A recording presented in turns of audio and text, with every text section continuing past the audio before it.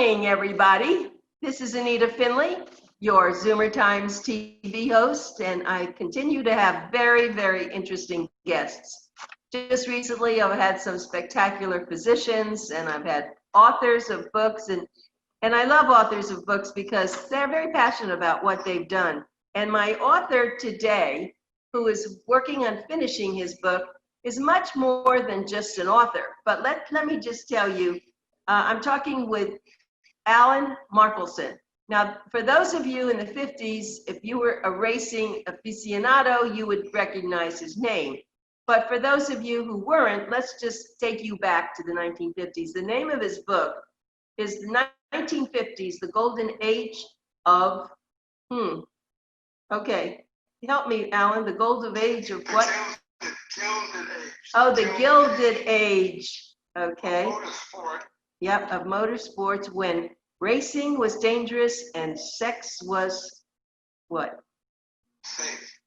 Was it ever safe, Alan? So, yeah, it was actually. Oh, yeah? A lot of us got pregnant. We didn't expect to, but that's okay. Well, that's not the safe I'm talking about. I know. Okay, so Alan, this is, you've had quite a career in the world of racing. And is that really what you want to be known for? Tell me what you'd like to be known for before we get into your book. I'd like to be known for saving thousands and thousands and thousands of lives by taking mental health out of the closet and getting Congress to pass the parity bill so mental health must now be treated by insurance companies just like they treat mumps, measles, or chicken pox. Okay, well, that's a very good thing, but do you also want to put into that about race driving? I mean, I don't even know how a kid like you got into that. What was the very first beginning? Did you have a little toy racer? How did your family, who were not into racing, allow you to get into this? Well, my dad also loved cars. There's an old saying, men love women, but they love cars more. My dad was a self-made multimillionaire who had a stuffed spare cat and several Duesenbergs. He bought his youngest sister a Duesenberg before she was old enough to drive, so he had to buy a chauffeur to go along with the car. Personally, after I graduated high school, I was able to get into good universities. My father awarded me with a grand tour of Europe. And my best friend, Kenny Hyman, whose father was even richer than mine, he owned Tennessee Corporation, or controlled it. He went along with me. He was my best friend. We played football together at Riverdale. And so we were looking for the proper car. And the only cars we ever heard of were MG or Jaguar. Right. Either one has a decent luggage rack. Being Americans, we were going to take luggage. So my dad's office was on 57th Street and Fifth Avenue, one of the first stockbrokers to move uptown. But Kenny and I are walking along and we see this gorgeous red car on a turntable in a window down the street. Something called an Austin Ely we never heard of. So right away we placed an order and I went over to England to collect it. And we drove around Europe. But wait a minute. So you all were old enough to drive, and you had the car. You bought it there. It was because that's where it was made. In Birmingham, England, for I $2,200. see. Okay. We took it to Europe. Went to the south of France. Won every night for 3 straight weeks playing roulette using a variation of a martingale system, which I won't want to explain. And won every night. We were the toast of the Riviera, two high school kids who couldn't lose. And the problem was the French still had currency control. It was just after the war, so we couldn't take the money out. So I called Birmingham, spoke to the sales manager, Mr. Flowers, and offered to put the money in the bank account in Paris of Austin Company if they would give us another car when we got back to England. After he got off the floor from laughing so hard, he said, sure, why not? So we took his word for it. and I wound up with a red Austin Healey. Oh my goodness! Then when I Wow. went to college, I was dating Bill Paley's niece, the CBS Baron, Right. and Harriet Paley from Bryn Mawr. And she was interested in cars, which is nice, and took me to a sports car race. And I said, gee, that looks like fun. So the next summer, I showed up at a major race. My Austin Healey, a mechanic who was thrilled to be there, and 2 spare tires and a fan belt. Okay, wait a minute. So I have a question then. Where were we doing racing like that in the United States? It was Amateur Sports Car Club of America racing, and General LeMay of the U.S. Air Force had given permission for us to do it on air bases around the country. Huh? Wow. So this was right. Anyway, I showed up, and after spinning out and passing a written exam, I won the race. So I won the next 3 or 4. All right, so wait a minute. Gotta keep stopping you. Were they dangerous at that time? I mean, how fast did you go? And you didn't have a helmet on or anything, so we're No helmet, no seatbelt, no fireproof clothing. Sure, Huh? it was dangerous. Were there car crashes? All the time. Your mother must not have been very happy about that. My mother was dead. Oh, My father right. was dead. Oh, sorry. Okay. They died when I finished college. Huh. All right, so you were pretty much on your own, and you were having a lot of fun, though, weren't you? You had enough money to do all this, and you just played around. And so, how long did you do that? Did you do that for 10 years? I think you said, right? Not exactly. Oh. Every race, other cars in the same race. It was kind of several races going on at the same time.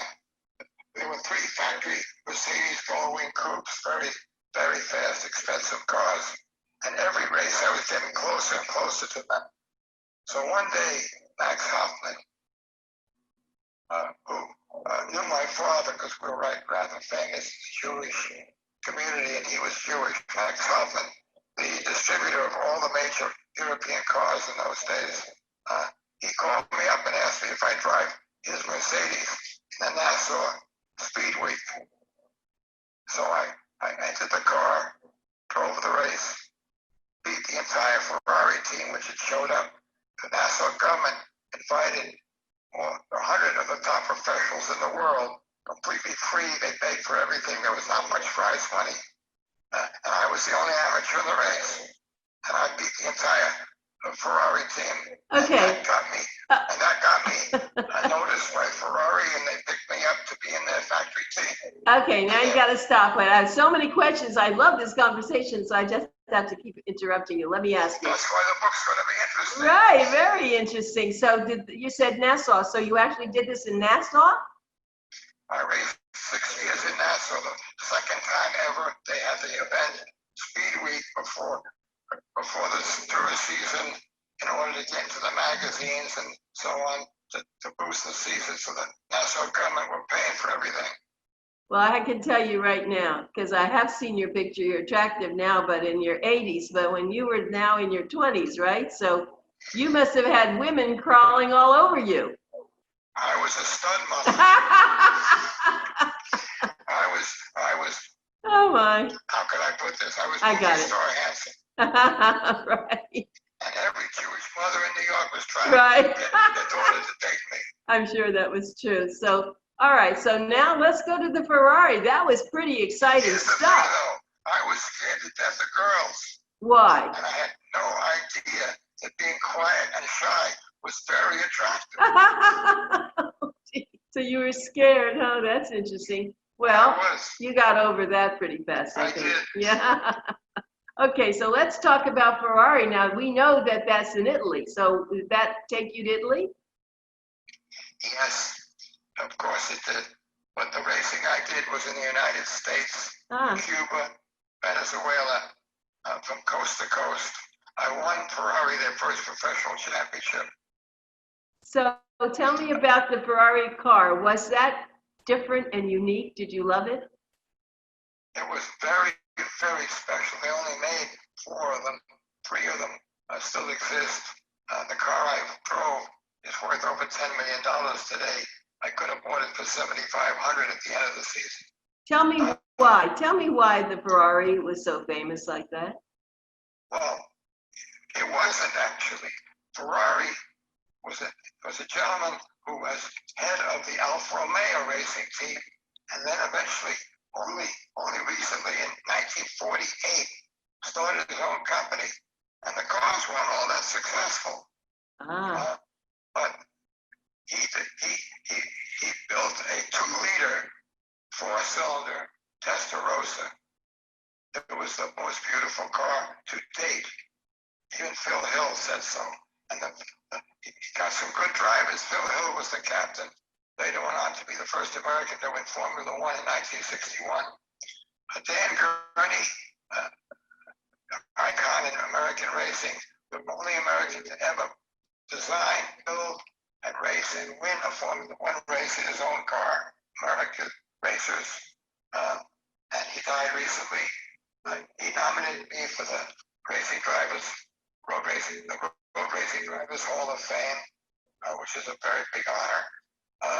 And the thing is, Phil was in a lousy car, never won a race, a 4.1 Ferrari. Dan was in a very fast car, a 3.5 Testarossa.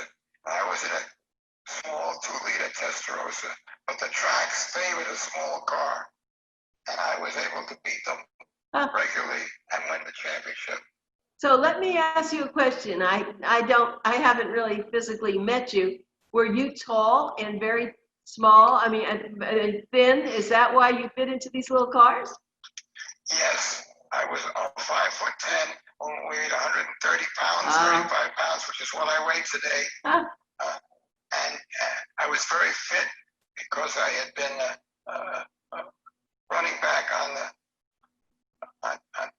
Riverdale Country Day, which had 2 undefeated seasons in my junior and senior years, and I was very, very fit. And that's today the same. Most drivers, not all, most drivers are short, slender, and lightweight. And that is because they'll spend $1 million to save 10 pounds in a car. I see that. So that's what happened. So, okay, well, this is very exciting. And so here you're sitting now in your home in Miami, and you're thinking about how can I relate this to people? And so you've come up with this book that you're almost finished with, which we hope will review for you. But that's not enough for you. You're a busy man. So one thing attracted me was the fact that you're the board chairman of the Jackson North Hospital, because as a gerontologist, I'm very involved with the medical world, and that's terrific. That's a very big responsibility, but sounds like you're doing a good job with that. Been doing it for over 20 years. Really? Started out as the Locktown Community Mental Health Center. But then we bought for pennies a bankrupt hospital, which belonged to Rick Scott, the now senator, and we bought it for pennies. And I turned the bankrupt hospital around in 2 years and made it profitable. But you were able to get Jackson to join with you because you have its name. No, it was the other way around. Ira Clark, head of Jackson at the time, head of the whole system at the time, wanted a presence in North Miami. And he either could build a hospital or buy one. So he merged with my hospital, which was Lockdown Community Mental Health Center. There's only 158 people. But then when this huge hospital, Parkway Hospital, came on the market, we bought it. And now the tail wagged the dog. So basically, Jackson North, which is in big blue letters on top of this hospital now. Lockdown is basically out of business. They're sitting empty near the Dolphin Stadium, but the Parkway, now Jackson North, is doing very well. How many beds, about how many patient beds do you have in Jackson? Oh, it's large. I think there's, can't even remember. Okay, But so there's you, hundreds and hundreds of beds. Yeah. It's a huge hospital. yeah, that's great, and I'm sure you have some great doctors. So that's a very important And most location. particularly mental health. Okay, Seems like most of the entire system's mental health is now centered at Jackson North. And mental health is my particular reason for being in this business, because my daughter died from complications from mental illness, and that motivated me to do the one thing I'm most proud of, which is getting mental health taken out of the closet and forcing Congress to pass a law so that today, it's called a parity bill. They must treat mental health just like mumps, measles, or chickenpox on a parity with any other disease. Now, we're not talking about drug abuse or alcohol abuse. We're talking about schizophrenia, epilepsy,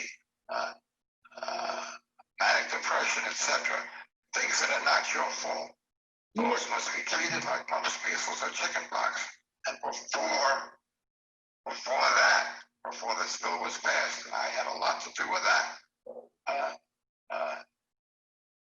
My daughter, who was in a mental hospital at the rate of $8,000 a week. Now, how many people could afford that? no, And $1,000 a year for drugs. We used that in a week or two. So people who were poor, their kids got locked up in attics or cellars, and eventually died from neglect. And I changed all of that by getting 22,000 signatures here in Florida to show Connie Mack so he could get the rest of the senators and Congress to realize that there really was a need for mental health reform. And he and his family had mental health problems, as one in every 5 families of America has, but nobody knows this. And Clay Shaw, my congressman, same situation. Mental health in his family, and he got it through the House of Representatives. So that's the most important thing I've ever done in my life. and you know, Alan, it's funny. So you don't know me very well yet, but your points went up very high with me when you told me this, because racing is very exciting, but you really do have a mission, and I'm so proud of you for you're doing what you did, and it's just terrific. And I know that mental health now is the cause for so many things and so many people, they don't understand it. I mean, in my field, Alzheimer's and things like that, autism are very important. But as you said, these are people who can't help themselves, and a lot of people misunderstand. So good for you. I'm really proud of you for doing that. So you're running. Why don't you tell people what you're running for and explain that? Okay. It was a perfect storm. In 2016, I had never intended to run for public office ever. My executives of my father's estate, who my guardian, said, never run for office. Do anything else you like. If you run for office, you're in a glass house. True. And everybody's got a brick. Well, that's so true. So you don't find good people running for office much. I mean, look at the mess we're in right now. Well, we have a lot of brave people. You know, there are people who will run no matter what, just like that happens. So you decided you would do this, and what is your mission for that? Well, when I get elected, and I'm going to get elected easily, because I'm a Portuguese Jew with a Swedish name, thank God for America.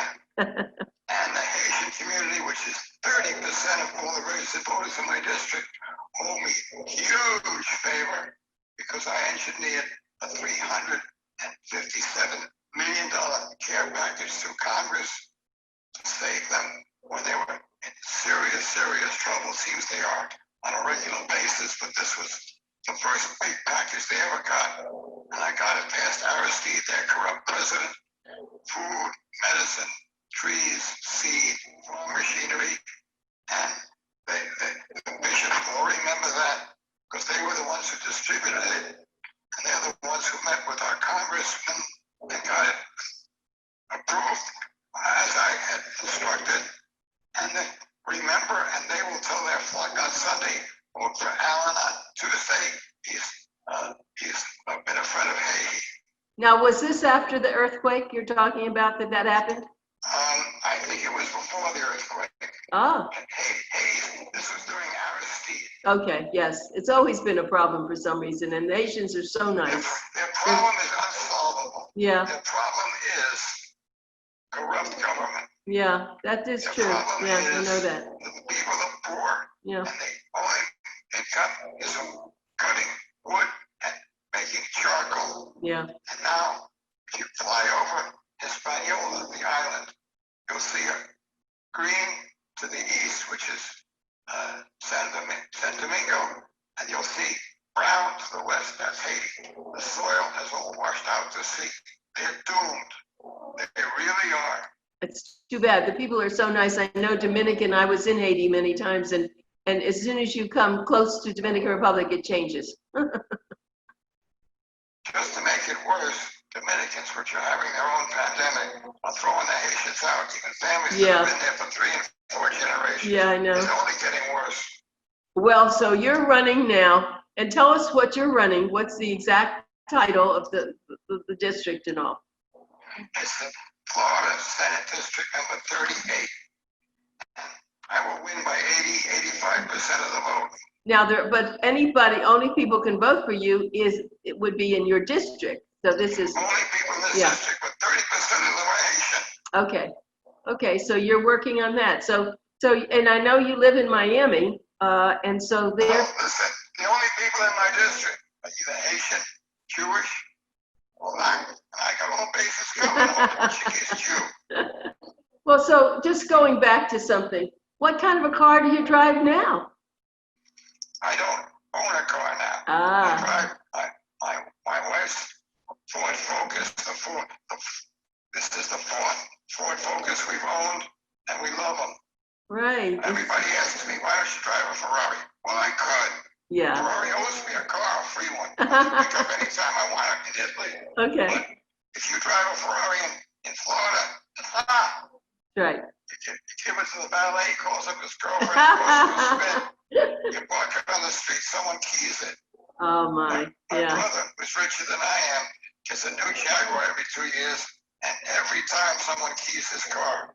Oh goodness, he must go the wrong places. But I just have to tell you, it's fascinating, and I know that a lot of young people today do feel differently about cars. They want energy-saving cars. They don't want the gas guzzlers. You know, they do want the electric cars. So is Ferrari ever going to make? We're talking about rich people, honey. Rich people want Bentleys, Rolls Royces, Lamborghinis, Ferraris. It's always going to be that way. Well, then are they going to? Well, will they deal with rich people, honey? Okay, will they start to make energy-saving cars though? Of those makes? Can't they do that? Can't they do? Well, look at they do electric. Yeah, well, we already have. You know, Tesla is But electric. Listen, when you make a car 2 minutes. efficient, you make it less fast. And speed is the name of the game. Ah, It's stupid because a Ferrari in South Florida, you never get out of second gear. yeah, that's true. It's nuts, but that's the way it is. Yeah. Okay, so we're trying. There's an old saying, men love women, but they love cars more. Yeah, well, it's interesting because I know that here, and I live in Boynton Beach, and every once in a while you will see a very fancy car, and they do try to put some speed, but the police are watching. You know, they'll get you. They don't want you to do that. And some of them make, I don't know if it was a Ferrari the other day, but it makes a lot of noise. That's half of the pleasure of owning. That's half the pleasure. Okay. Noise is thrilling. And by the way, those guys never get tickets. They've got lawyers on call. Well, they wrap a $100 bill around their license when they hand it to the policeman. Those guys never go to jail. Okay, so actually you were in the stock market. Is that what your profession was when you weren't driving cars? No, not exactly. Okay. I had the best education money could buy. My father, who never graduated high school, was a self-made millionaire. He realized that that was the way to go. So I was accepted into Harvard, Stanford, and Wesleyan. I went to Wesleyan because it was the best school. It's Methodist Seminary School founded founded by John and Charles Wesley, who started Methodist religion, sixth oldest university in the country, very small New England school, 750 students. And I graduated with honors and then got into Wharton, which was the #1 business school in the country, even though I got into Harvard. My mother wanted me to go to Harvard because of the prestige, but she was dead by that time. So I went to Wharton because it was the best. It was a waste of 2 years. Why do you say that? Tell me why. My father had taught me more than those guys would ever know. There's an old saying, if you can't do it, you teach. If you can't teach, you teach Jim. I never went to class. I never cracked a book. I still passed easily. Okay. Spent all my time romancing that girl I told you about. Right. Bailey's niece at Yeah. CBS. Okay, so what happened to that relationship? We should have got married. But unfortunately, when my dad died, I was in such a state of shock that I just couldn't do it. Yeah. She married because her job in going to Bryn Mawr was to find a rich husband, because her family was also in the stock market and quite well off, and was able to afford a decent dowry, which Jewish requires. Take a fiddler on the roof with 5 daughters and no dowries. So she wound up marrying a Rittenhouse Square. Philadelphia owns TV stations and so on. And they had a daughter, but she's the boss now. Well, so but you've had, I would say, even though the loss of your daughter was probably the worst thing in your entire life, so you've had happiness in and out, but you can never lose a child. You never get over that. But it sounds like you're also a very strong person. I mean, you have a good attitude. You do try to do good things, and that's what's really important. I want everyone to know I'm talking to Alan Markelson. It's a little different interview than I usually do, but started out as interviewing an author, but you can see where we've gone. We've gone all around the world, as they say. And Alan, you have, do you have photos and all to reflect all these things that you told me about? Yes, I do. I basically threw out all my trophies and stuff and photos and books, but people keep sending them to me. So they do. Very nice ones too, and I'm appreciative. And since I'm writing a book, I'm going to put in all these photos. Of course. Not just about racing, but about my life. Right. Because my thoughts, what we're talking about now, is also interwoven into my book. Because it's not a history of racing, it's more or less a story about the 50s, what it was like. And the people who drove there, like Sterling Moss, Michael Hawthorne, Juan Fangio, people I knew and raced against. And I beat almost everybody you could ever think of, including Sterling Moss, Britain's greatest driver, died recently. The only one I could never beat was Fangio, but then very few other people could. He was 5 times Formula One championship. So, God knows how good I'm afraid our time is he up. was in his 30s and 20s. But the point is, he gave me good advice for racing against each other at Sebring, and he was over for breakfast because the Alpha team had fabulous breakfast. Everybody showed up. So, he said, Mackie, son, he used to speak in his squeaky voice, Mackie, son, you drive too fast. Well, that was strange advice coming from this guy. Right.